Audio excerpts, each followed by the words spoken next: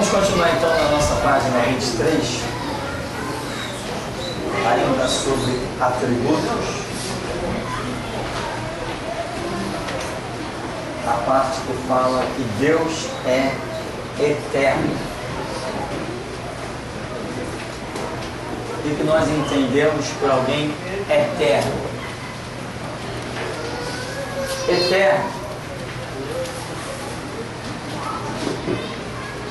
é alguma coisa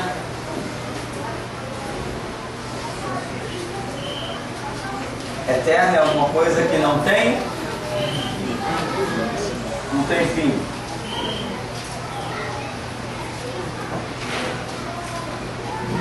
Esse é um conceito de eterno, não ter fim. Mas quando nós falamos da divindade, nós também estamos falando de algo que não conseguimos detectar o início.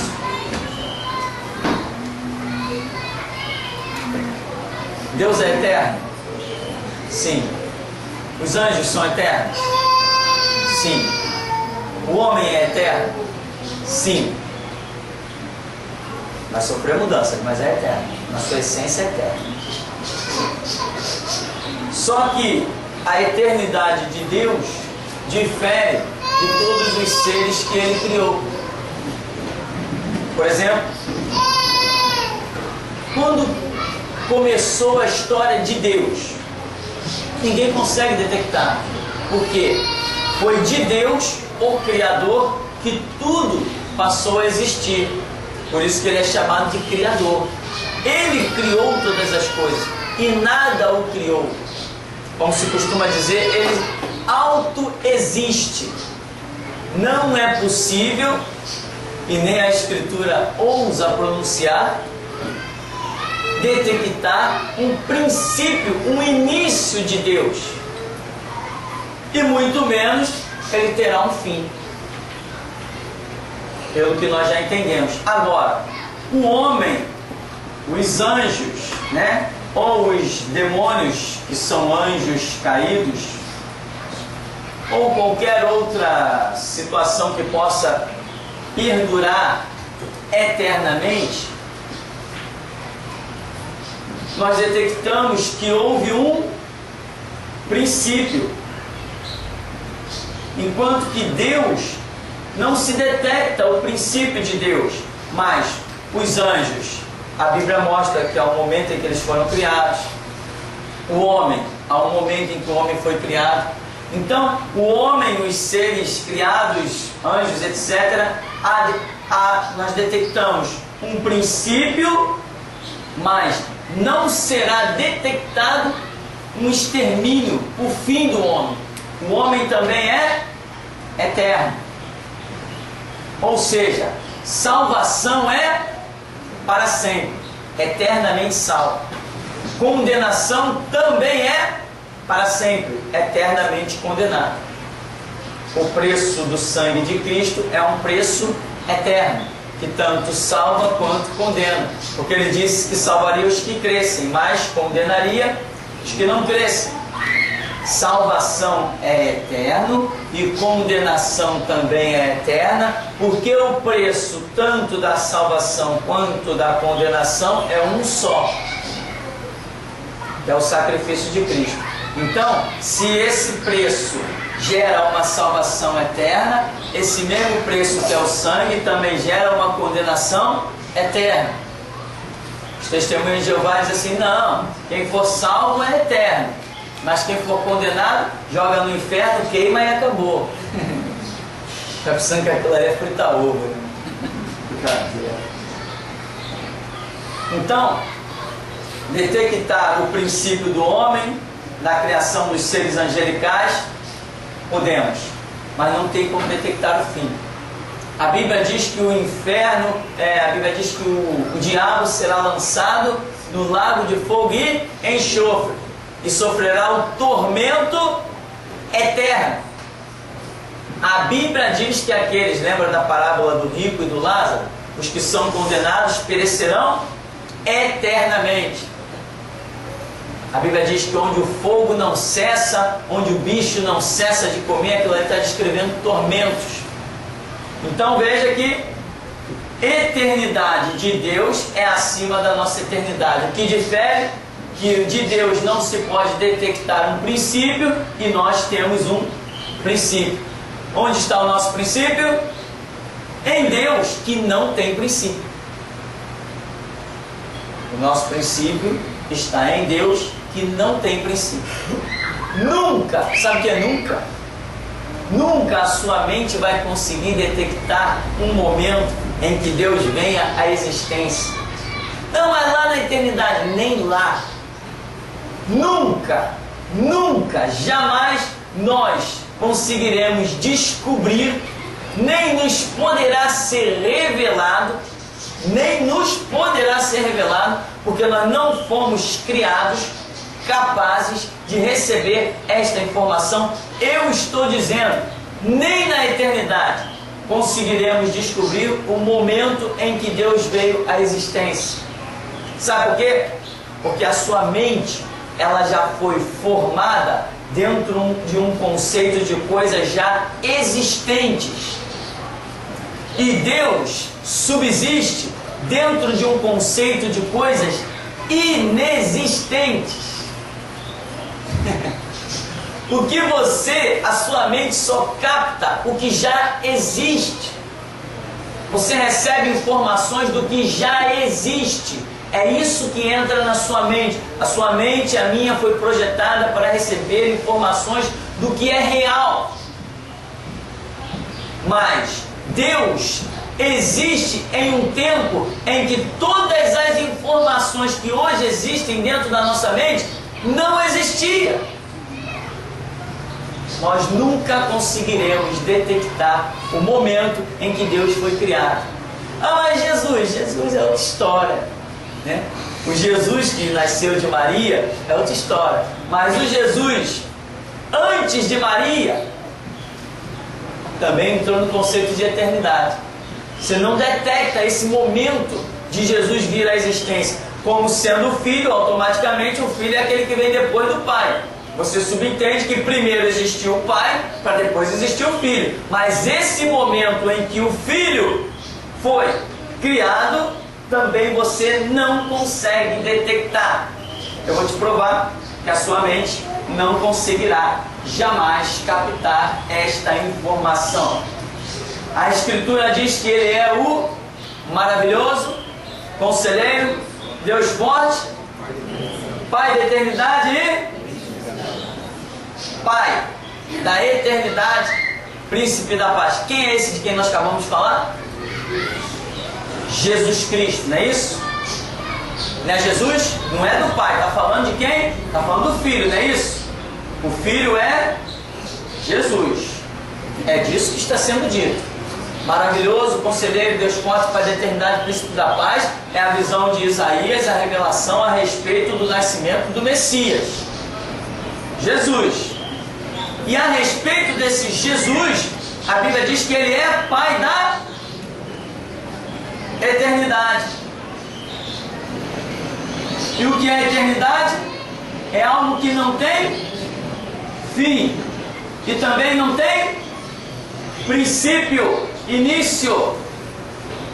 Eternidade não é somente aquilo que não tem fim. Eternidade é aquilo que também não tem princípio. Isto é eternidade. Eternidade não é uma linha que para lá ela não tem fim e para cá tem. Não. Eternidade é algo que tanto para lá não para, quanto para cá também não para. Isto é eternidade. Jesus é o Pai da eternidade. Nós não conseguiremos jamais, com a nossa mente que recebemos, dominar sequer a eternidade. E Jesus, o nosso Deus, é o Criador da própria eternidade.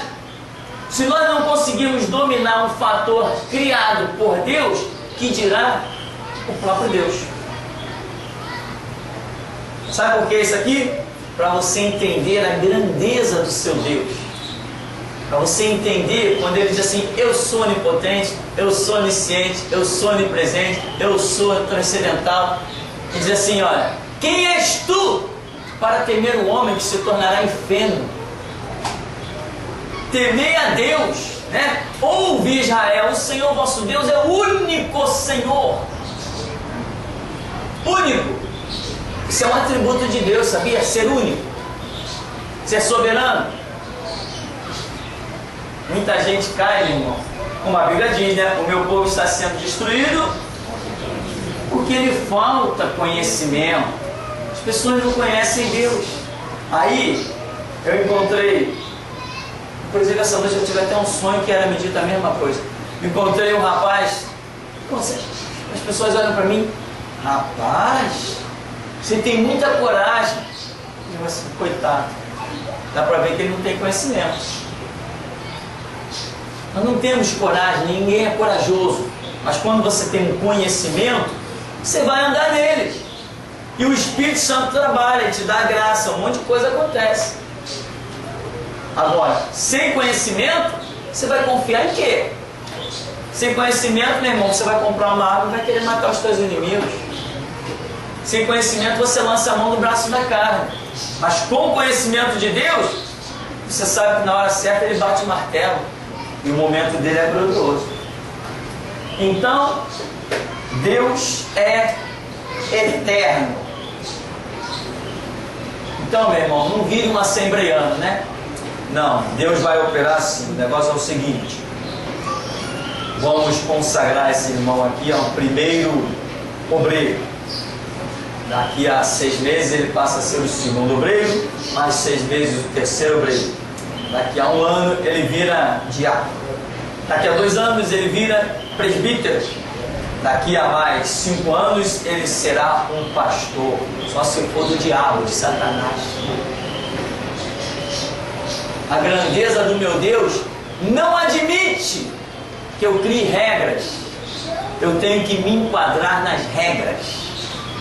Ele não me chamou para criar regras, me chamou para seguir regras. Escutou aí? Escutou, Diego? Chamado é para seguirmos regras, não criarmos regras. Quem segue regras não cai nunca. Sabe o que é nunca? Não cai nunca. Agora, quem cria regra pode encomendar o caixão. Regra dentro da igreja é Bíblia. Eu falei que é Bíblia, né? Chegar mais perto aqui. É Bíblia, não é Constituição. É Bíblia. A regra de fé e prática nossa é Bíblia. Quem segue Bíblia não cai nunca. Mas quem segue Constituição criada pelos homens vai cair. Vai cair, né? Agora, eu duvido que eu caia. Estou botando à prova. Porque simplesmente eu obedeço. Se eu obedeço, ele garante, porque a palavra é dele, estou seguindo a ordem dele. Nem que não quer dizer que todos compreendam, né? Não quer dizer que todos compreendam. Mas o amanhã prova quem está certo e quem está errado. Então Deus é eterno.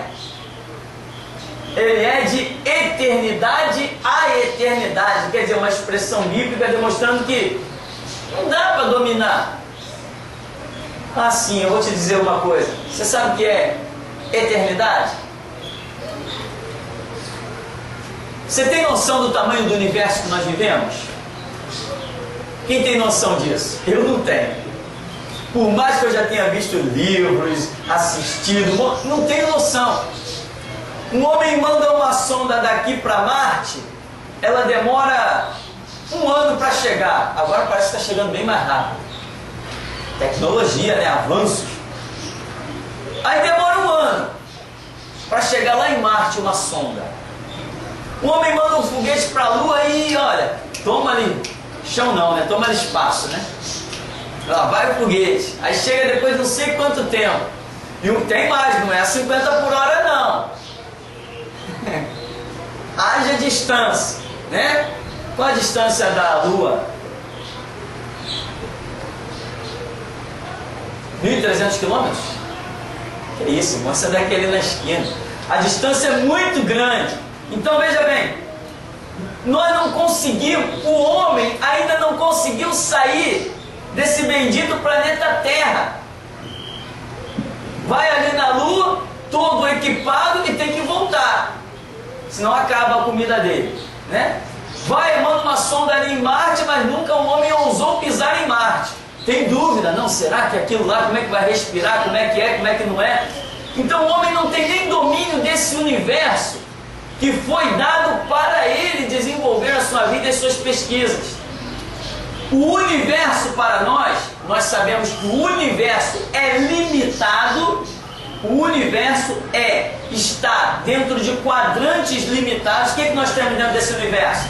Nós temos milhões de galáxias, onde nós temos aqui a nossa galáxia, chamada Via Láctea, né? O Mercúrio, Vênus, Terra, Marte, Júpiter, Saturno, Urano, Netuno, Plutão, o Sol, a Lua, as estrelas, cometas. Essa é a nossa galáxia.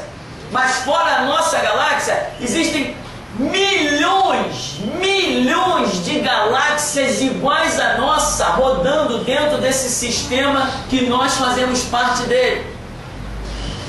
Isto aqui não é eterno.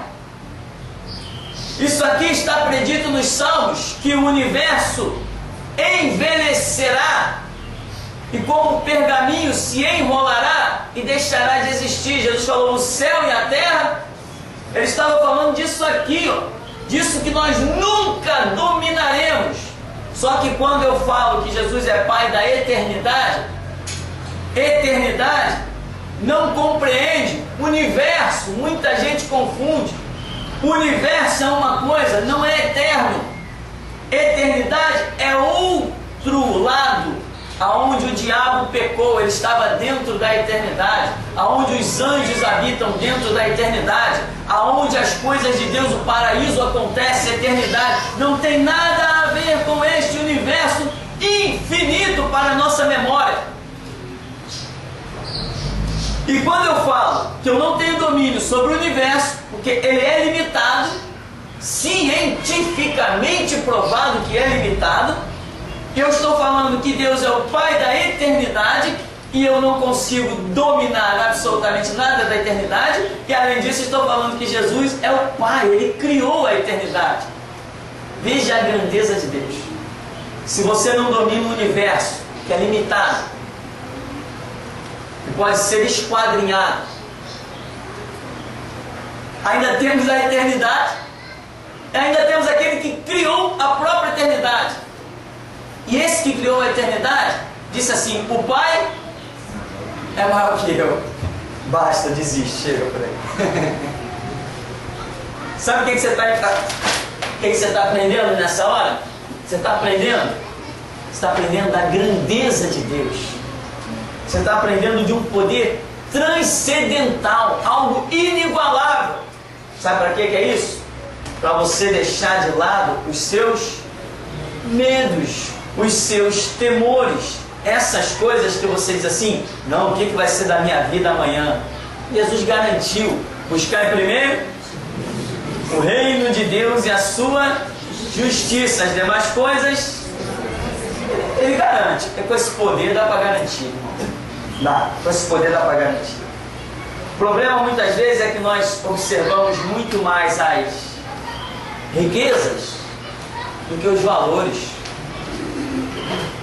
A nossa mente se atrofia com muita facilidade e a gente passa a observar mais riqueza do que valor. Qual a diferença? Valor, meu irmão, é aquilo que você não troca. Riqueza você pode conseguir uma maior. Existem confrontos de necessidade. O que vale mais? Uma barra de ouro ou um prato de comida? Ah, pastor, tá, com uma barra de ouro eu compro 500 pratos de comida. É mesmo? Deixa a sua fome apertar que nem a de Esaú, que você vai ver se você não troca sua barra de ouro por um prato de comida. Então riquezas estão dentro de conceitos, né?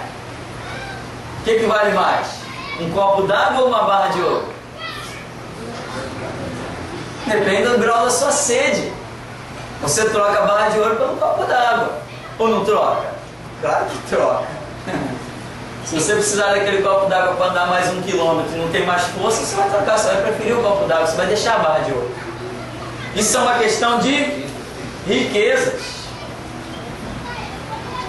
que podem ser remanejadas, consideradas.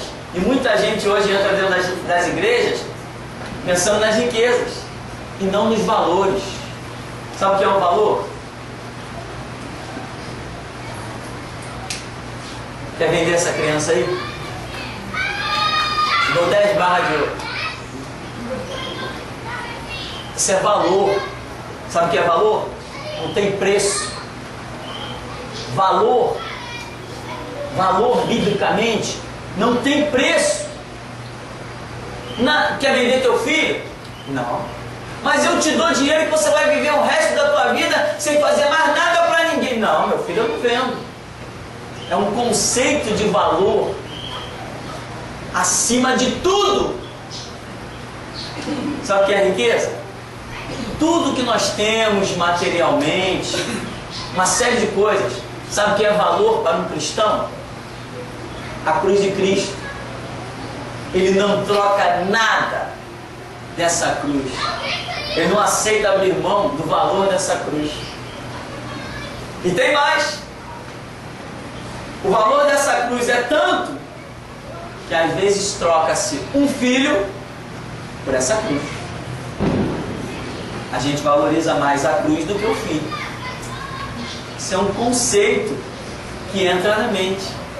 Quantos já renunciaram a casamentos, pai, mãe, filho, né? Por quê? Por causa do valor do sangue de Cristo. Isso é valor. Valor é aquilo que você tem e não tem preço. Então, meu irmão, nós estamos falando de, abrir esse parêntese aí, mas nós estamos falando do conceito de eternidade. E a cruz de Cristo, ela nos jogará onde? Na eternidade. O que você vai pagar por isso? Quem dá mais? Não tem como.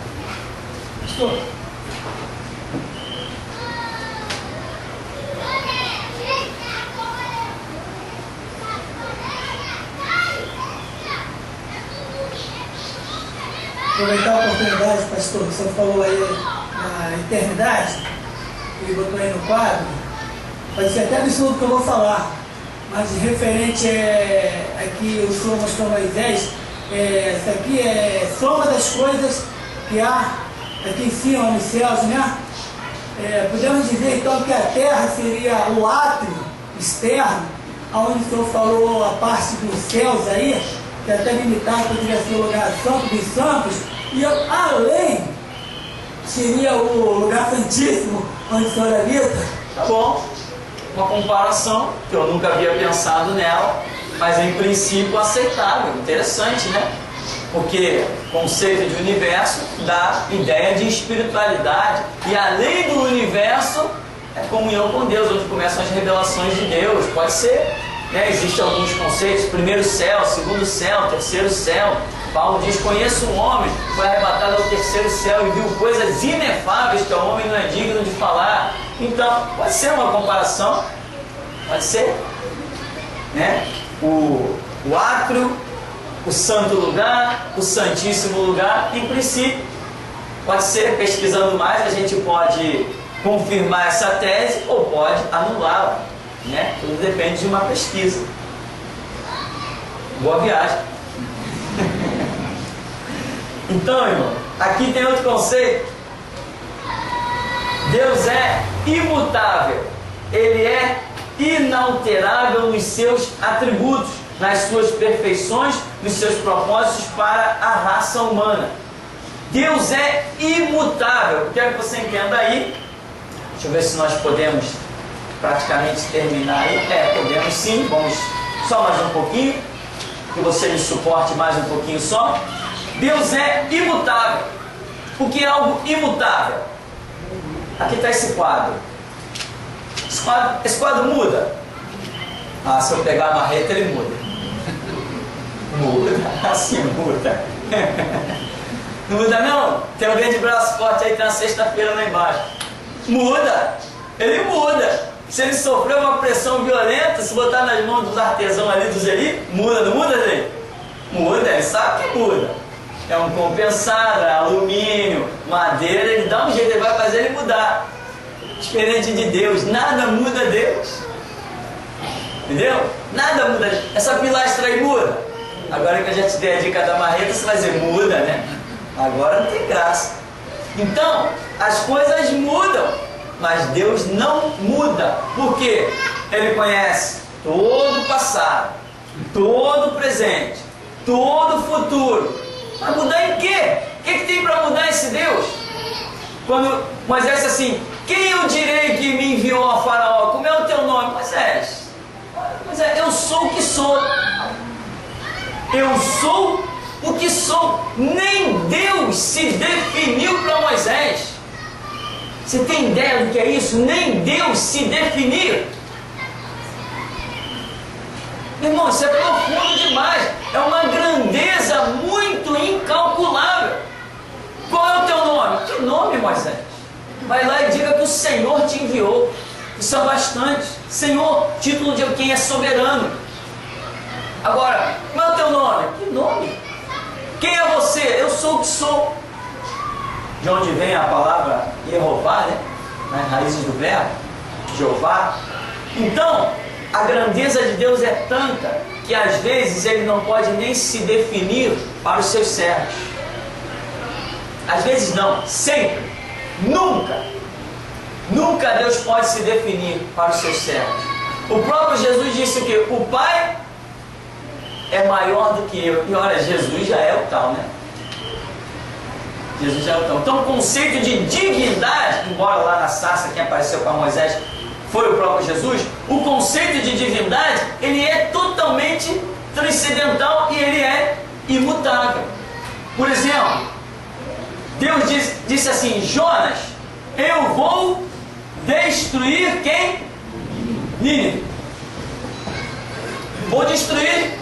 Vai lá e diz para eles que é assim, assim, assim, eu vou destruir. Jonas foi lá, pregou, Nínive se arrependeu e Deus não destruiu.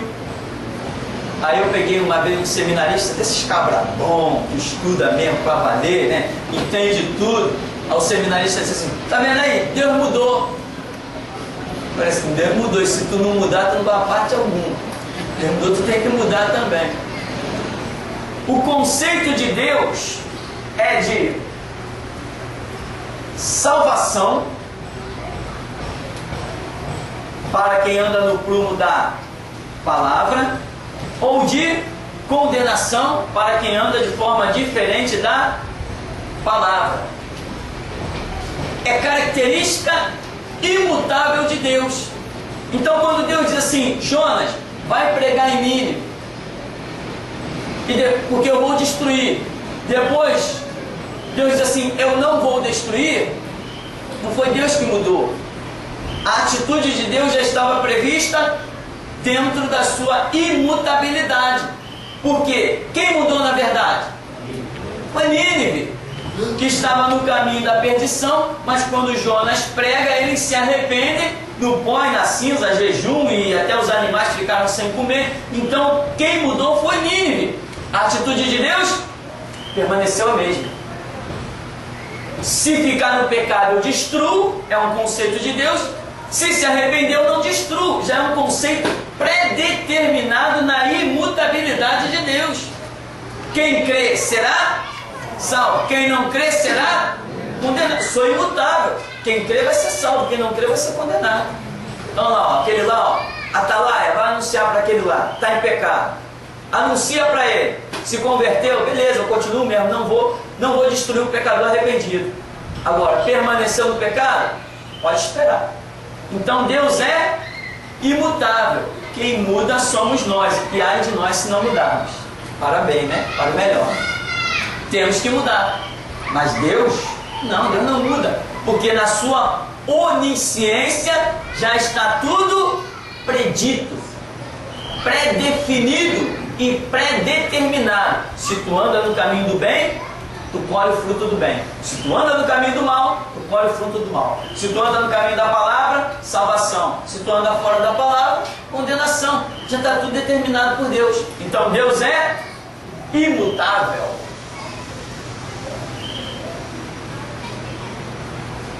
mas nós sofremos mudanças. Temos que sofrer. Aí depois diz no item 7, Deus é perfeito e santo. Ele é absolutamente perfeito e justo. Esse é um atributo. Nós podemos exercer justiça, não podemos? Não podemos exercer justiça? Sim, se eu sei da verdade de um fato, eu posso às vezes exercer justiça. Eu posso estender a mão a alguém ou deixar de estender, eu posso ajudar ou deixar de ajudar. Então, nós também, como imagem e semelhança de Deus, algumas coisas nós podemos também expressar, realizar, fazer. Mas nós não somos santos como Deus é santo. Nós podemos não andar em pecado, dizer não quero pecado. O erro se apresenta como apresentou-se para Jesus em Mateus 4, mas Jesus foi e disse, não, está escrito assim, assim, assim, eu vou seguir o que está escrito. Nós também podemos fazer a mesma coisa? Podemos. Então também podemos nos santificar, ser qualificado como santo. Aliás, que a igreja é chamada de o povo santo do Senhor. Então, porém, o fato de Deus ser santo é diferente de nós sermos santos. Deus é santo e nunca se manchou. Deus é santo e nunca vacilou. Nós nos tornamos santos, porque a Bíblia diz que todos nós pecamos e destituídos ficamos da glória de Deus. O salário do pecado é a morte, mas o dom gratuito de Deus é a vida eterna em Cristo Jesus. Então, nós somos santos porque fomos santificados pela remissão do sangue de Jesus Cristo. Não somos santos em nós mesmos. Pai, santifica-os na verdade, a tua palavra é a verdade. Então o nosso conceito de ser santo é diferente do conceito de Deus. Para concluirmos então, Deus é trino, 3 pessoas independentes com ideais comuns. As Escrituras definem claramente a pessoa do Pai, do Filho e do Espírito Santo, e também a obra de cada um no tocante à humanidade. Jesus faz referência ao Pai e ao Espírito Santo por diversas vezes. Você pode ver isso muito abundante na Escritura, de que Deus é trino. Trino em que sentido? Nós vamos concluir aí, tá? Vamos falar um pouquinho dessa questão do ser trino para encerrarmos. Existe logo no começo uma palavra que o judeu compreendia. É a palavra que nós traduzimos por Elohim. Essa terminação I-M corresponde ao S, ou seja, ao plural. Elohim é a palavra que normalmente é traduzida na Escritura, né? No princípio criou Deus, é essa palavra que aparece lá, Bereshit bara Elohim. No princípio criou Deus, os céus e a terra. Esse Deus é Elohim. Então, quando o judeu vê essa palavra, Elohim, ele sabe que a divindade que está sobre a nação de Israel tem mais de uma personalidade. Ele consegue, pelo próprio idioma, pela revelação que foi dada a Moisés quando escreveu, ele já consegue detectar isso. E mais adiante, nós vemos muitos fatos na Escritura, né? Em que vai ficar muito claro o Pai, o Filho e o Espírito Santo, né?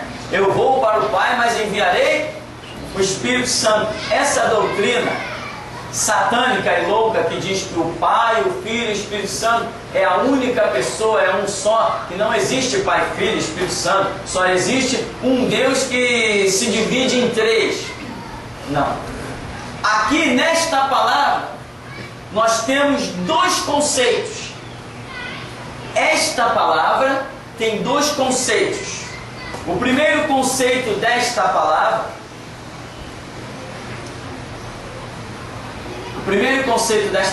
Elohim, é de que ela revela uma pluralidade.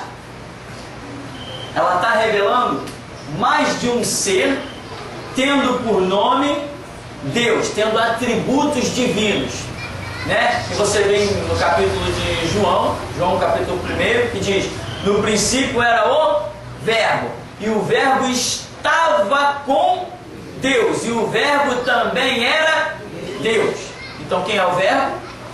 Jesus. Por que ele é chamado de Verbo? Porque ele é o executor da palavra de Deus. E verbo é uma palavra em ação: fazer, partir, realizar. Então, primeiro conceito dessa palavra Elohim é o conceito plural. Ao mesmo tempo, essa palavra revela um entrelaçamento que puxa ao singular, mas não é um singular de um em numeral. É uma singularidade, é uma comunhão tão plena e entrelaçada que poderia até ser confundida como um. Jesus vem e diz assim: eu e o Pai somos um, fazendo menção do que já foi dito lá em Gênesis. No princípio criou Elohim, porque eu e o Pai somos um, mas ele diz: eu vou para o Pai é maior que eu. Então ele não está querendo dizer que ele e o Pai é um em numeral, ele e o Pai é um em comunhão, um entrelaçamento dos propósitos. E é isso que revela esse detalhe que diz que Deus é trino. Nós vamos achar, tem várias referências aí, nós vamos ver claramente na Escritura que Deus é trino. Jesus chegou ao ponto de dizer assim: olha, quem vê a mim, vê o Pai. Muita gente diz: está vendo? O Pai e Jesus é um só. Não, ali não está revelando que o Pai e Jesus sejam um só em numeral. Está revelando que sejam um só em comunhão. Mais adiante, acho que lá no capítulo 14 de João, Jesus vai dizer assim: naquele dia vós entendereis que eu estou em vós e vós estáis em mim. Vós sereis um em mim, como eu e o Pai somos um. Ao mesmo tempo que Jesus diz que nós com Ele somos um, diz que Ele com o Pai é um. E no entanto, nós somos nós, Jesus é Jesus. Então, este é o conceito desta palavra que em primeira mão revela que Deus é trino. Amém? Perguntas?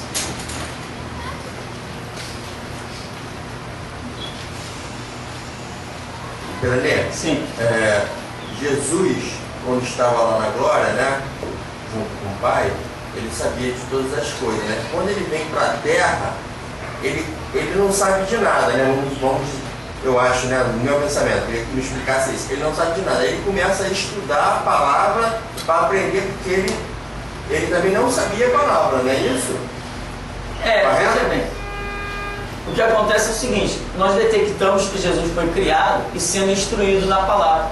As profecias demonstram que Jesus teria um desenvolvimento como um ser normal. As profecias falam claramente que Jesus iria crescer até que pudesse alcançar discernimento e entendimento. Embora pareça que nós detectamos isso muito cedo, porque com 12 anos, né, ele está ali no templo impressionando todo mundo. Então parece que há um crescimento assim bem rápido. Porém, o que nós vemos? O Jesus antes de Maria, ou seja, antes que o Verbo se fizesse carne e habitasse entre nós, esse Jesus é divino. Ele é onisciente, ele é onipotente, ele é onipresente, ele é transcendental, ele é o Senhor Todo-Poderoso. A ele foi dado honra, glória, louvor e adoração. Depois que Jesus nasce de Maria, a Bíblia diz que o Verbo, aquilo que é divino, o Verbo se fez carne e habitou entre nós. Opa! Nós já vimos que o Verbo, a expressão Verbo, é referência da segunda pessoa da Trindade, com o potencial de divindade, que é Jesus Cristo. Está lá em João capítulo 1, claramente o texto, mais claro que aquilo não poderia ficar. Inclusive nesse João capítulo 1 vai dizer que esse Jesus foi quem criou o mundo por ordem do Pai. Muita gente pensa que o Pai criou o mundo. Não, o Pai idealizou, vamos assim dizer, e Jesus executou. Por isso que é chamado de Verbo. que Ele é o executor da palavra de Deus. Então, esse Jesus aqui, que nasceu de Maria, a Bíblia diz que o verbo, que está representando divindade, fez-se carne. Isso aqui significa fez-se homem e habitou entre nós. E qualquer um que se faz homem não é onisciente, não é onipotente, não é onipresente. A Escritura diz que ele despiu-se da sua glória. Que glória que ele tinha? A glória que Jesus tinha era exclusiva com seu poder de divindade. Mas se ele despiu-se da sua glória, também teve que despir-se da sua divindade. Despiu-se da sua glória e habitou entre nós. Então esse Jesus que habitou entre nós, um homem comum, precisava orar. Se fosse divino, não precisava orar. Foi tentado pelo diabo. Se fosse divino, não poderia ser tentado pelo diabo, porque a divindade não pode ser tentada pelo mal, é impossível. Deus habita, a divindade habita em luz inacessível, não pode sofrer o mal, é ilógico. Imagina uma criatura tentar o Criador, que absurdo, fora de cogitação, né? Fora de cogitação, porventura tirar a coisa feita aquele que o fez, porque me fizeste assim. Quer dizer, Deus já demonstra que não tem como o que é criado afrontar ao que o criou, não tem chance. Então Jesus se fez homem, então não tinha atributos divinos nesse Jesus. Então as orações dele é porque ele precisava da revelação do Pai. A Escritura diz lá em Isaías: o Espírito do Senhor Deus está sobre mim, me ungiu para pregar boas novas aos mansos, restaurar os contritos de coração, proclamar a libertação aos cativos, apregoar o ano aceitável do Senhor, o dia da vingança do nosso Deus. Esse Isaías 61, nós vemos que ele é uma profecia direta sobre a pessoa de Jesus, a pessoa messiânica de Jesus. Então, se Jesus precisava ter o Espírito Santo sobre ele, é porque esse Jesus aqui não é divino. Porque ele disse: eu vou, enviarei o Espírito Santo e ele vos guiará em toda a verdade, porque ele receberá do que é meu. Opa, se Jesus está dizendo vai receber do que é meu, então eu sou maior do que o Espírito Santo. Eu tenho para dar para ele. Então Jesus não podia estar na terra como divino e dependente do Espírito Santo, se ele é maior que o Espírito Santo. Mas como ele despiu-se da sua glória, ele passou a ser dependente do Espírito Santo. Então, Jesus divino antes de Maria, Jesus homem depois de nascer de Maria, que a Bíblia diz que o Verbo se fez carne e habitou entre nós. Amém? Ficamos por aqui? Vamos orar então.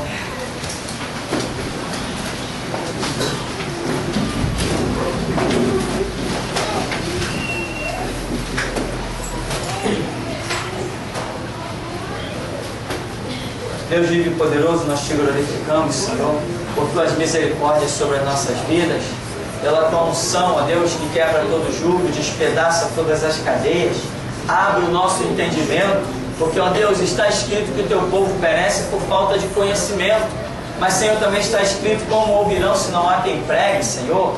Como irão se não forem enviados? Por isso, Deus, nós suplicamos o teu Espírito de graça, unção, ousadia, poder, revelação, ó Deus, o teu Espírito, como está escrito na Escritura, os 7 Espíritos que estão diante de Deus. Senhor, nós invocamos a tua plenitude, para que o ciclo dos teus propósitos venha sobre as nossas vidas, que tudo que foi dito a nós venha se cumprir, que tudo que tu traçaste para as nossas vidas nesses últimos anos que restam, antes do teu retorno a este mundo, Senhor, que se cumpra e que nada caia por terra. Como tu disseste a Josué, Senhor, de todas as boas palavras que o Senhor falara à casa de Israel, pelo ministério de Josué, nada caiu por terra, mas tudo se cumpriu. Assim venha também sobre nós a tua graça, o teu Espírito, ó Deus, e nos conduzas ao centro da tua vontade, para a glória e honra do teu santo nome. Em nome de Jesus nós oramos confiados e agradecidos. Amém. Amém, irmão? Vamos em paz em nome de Jesus.